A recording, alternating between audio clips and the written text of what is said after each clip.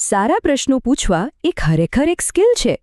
જરા વિચારો, જાણે કે આપણી પાસે એક એવી ટૂલ કિટ હોય જે જ્ઞાન અને સમજણના કોઈ પણ દરવાજાને ખોલી શકે.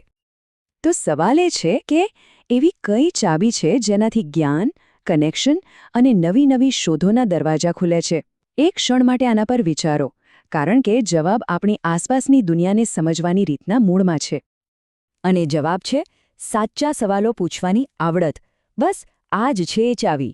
અને આજે આપણે આ જ કળાને સમજવાના છીએ, જેથી આપણે વધુ સારી રીતે શીખી શકીએ અને વાતચીત કરી શકીએ. તો ચાલો આપણે એક કામ કરીએ.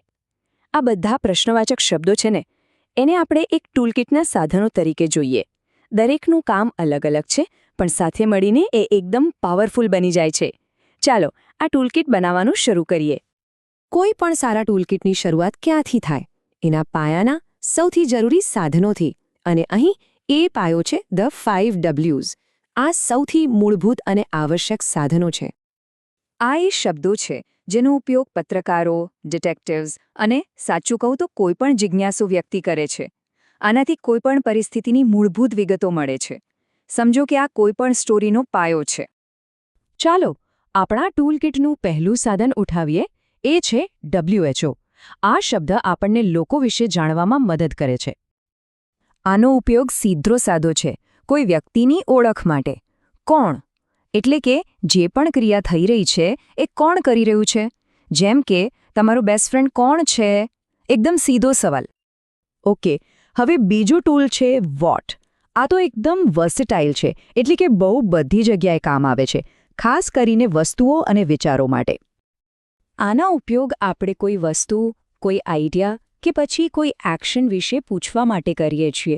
જેમ કે તમે શું કરી રહ્યા છો? અહીં ફોકસ શું પર છે?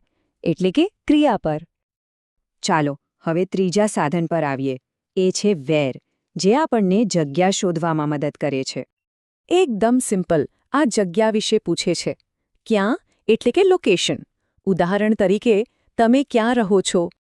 જગ્યાની વાત થઈ ગઈ. હવે સમયની. અને સમય વિશે જાણવા માટે આપણી પાસે ખાસ ટૂલ છે વેન. આનો ઉપયોગ આપણે કોઈ ચોક્કસ સમય, તારીખ કે કોઈ ખાસ પ્રસંગ વિશે પૂછવા માટે કરીએ છીએ. જેમ કે તમારો જન્મદિવસ ક્યારે છે? આ આપણી વાતચીતમાં ટાઈમનું એલિમેન્ટ ઉમેરે છે. અને હવે આવે છે આપણા પાયાના સાધનોમાંથી છેલ્લું, પણ કદાચ સૌથી મહત્વનું, વાય. જુઓ, વાય એ માત્ર હકીકત નથી પૂછતું, એક કારણ પૂછે છે. તમે મોડા કેમ પડ્યા? આ સવાલ ઘટનાની પાછળનું કારણ જાણવા માંગે છે. આ જ એ શબ્દ છે જે આપણને ઊંડાણપૂર્વક સમજવામાં મદદ કરે છે. ઓકે, તો 5 Ws તો થઈ ગયા, પણ હવે આપણી પાસે એક એવી માસ્ટર કી છે જે ઘણા બધા તાળા ખોલી શકે છે. અને એ છે હાઉ. આ ખરેખર બહુ જ વર્સેટાઇલ છે. અહીંયા એક વાત ખાસ ધ્યાન રાખવા જેવી છે, જ્યાં ઘણા લોકો ભૂલ કરે છે. હાઉ મેની અને હાઉ મચ વચ્ચેનો ફરક.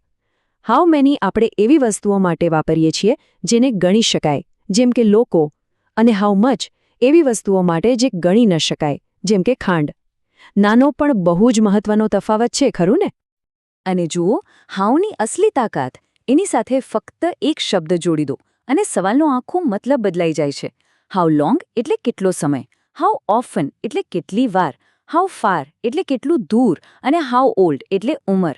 જુઓ, એક જ ચાવી અને કેટલા બધા કામ.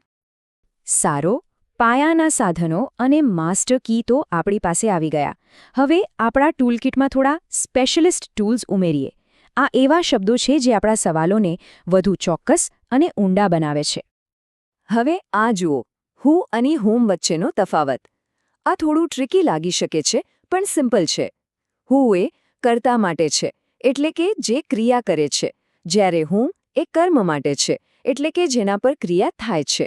હા, હોમ થોડું ફોર્મલ છે, પણ આ તફાવત જાણવાથી ભાષા પરની પકડ મજબૂત બને છે. અને હજુ પણ કેટલાક સ્પેશિયલ ટૂલ્સ બાકી છે. વિચનો ઉપયોગ આપણે ત્યારે કરીએ છીએ જ્યારે પસંદગી કરવાની હોય, એટલે કે ઓપ્શન્સ હોય. હુઝ માલિકી વિશે પૂછે છે કે ભાઈ આ કોનું છે, અને વોટ કાઇન્ડ કોઈ વસ્તુના પ્રકાર કે વેરાયટી વિશે જાણવા માટે. આનાથી આપણા સવાલો એકદમ પોઈન્ટ પર આવી જાય છે. અને છેલ્લે એક બોનસ ટીપ સમજી લો. આ એવર પ્રત્યય. જ્યારે તમે હુએવર, વોટએવર કે વેનેવર જેવા શબ્દો વાપરો છો ત્યારે તમે કોઈ ચોક્કસ વ્યક્તિ, વસ્તુ કે સમયની વાત નથી કરતા. એનો મતલબ થાય છે કોઈ પણ. આનાથી વાતમાં એક વ્યાપકતા આવે છે. તો લો, આપણું ટૂલકિટ હવે સંપૂર્ણપણે તૈયાર છે. પાયાના 5 W'sથી લઈને વર્સેટાઇલ હાઉ અને એના સ્પેશિયલિસ્ટ સાથીઓ સુધી. હવે અસરકારક અને ચોક્કસ સવાલો પૂછવા માટે જરૂરી બધું જ આપણી પાસે છે. અને આ બધું આપણને એક છેલ્લા પણ સૌથી મહત્વના સવાલ પર લાવીને ઊભું રાખે છે. હવે જ્યારે આ બધા સાધનો આપણી પાસે છે તો આપણો આગામી મહત્વપૂર્ણ પ્રશ્ન કયો હશે? કારણ કે યાદ રાખજો, જ્ઞાનની સાચી સફર હંમેશા એક સારા સવાલથી જ શરૂ થાય છે.